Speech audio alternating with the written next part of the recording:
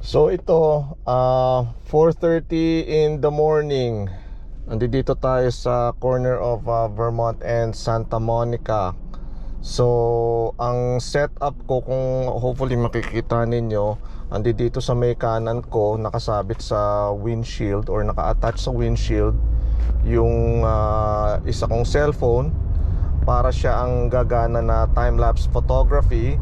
Tapos dito sa may kanang pintuan ko, naka-setup yung isang action cam ko. So nagta-time-lapse photography din siya. Yeah.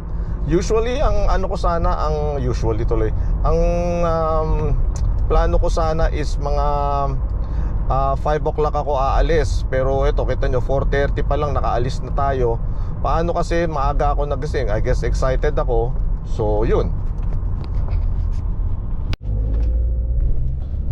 Oo nga pala no, medyo minalas tayo kahapon. Paano kasi, kaya hindi ako nakakapag tawag nito padjak nung mga lumipas na araw or lumipas na linggo. Paano nasira yung ano ko, yung gimbal ko. So yun, kaya kung hindi maganda yung video, kung aalog-alog lang, hindi na ako nag-shooting. Tapos di nag-order ako no.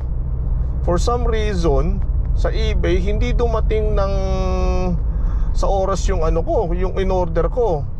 Kaya ang ginawa ko kahapon, nag-emergency decision ako na bumili na lang ng action cam na na GoPro.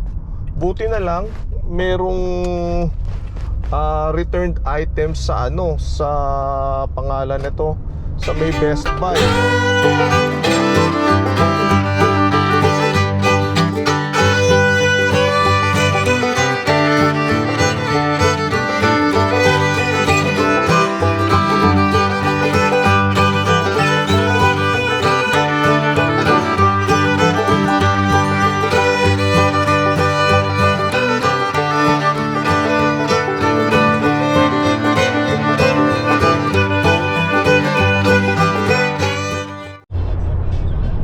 Grabe dito time check, magsi 6 o'clock pa lang.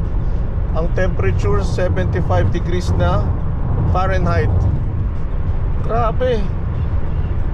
Magkano kaya kainit dito? Kasi bakit? Disyerto kasi itong area na to eh.